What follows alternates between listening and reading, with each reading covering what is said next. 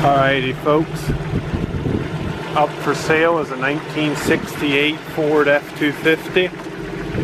It's got the 16-inch wheels. We threw the 16.5-inch rims away. Can't get tires anymore. It's got a 240 6-line, same as the legendary 300, just slightly smaller.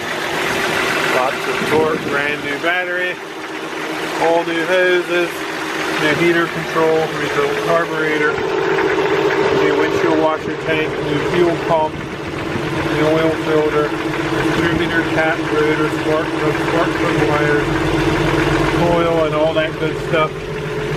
New valve cover gasket, new engine side gasket, new master cylinder, all new fuel cylinders, rebuilt the steering column, new fuel cap, original fuel tank. It does not leak and it does not clog filters anymore. It runs well. All the gauges work. 86,117 original miles.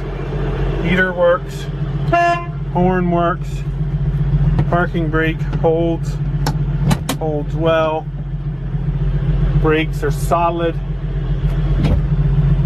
wiper washer works, headlights work, choke works, turn signals work, heater fan works, heater controls work, 4 on the floor.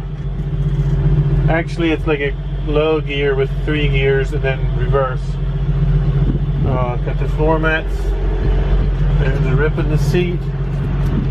These doors shut nicer than some of the new cars I've owned. Again guys, we all know why the plywood's there in the bed.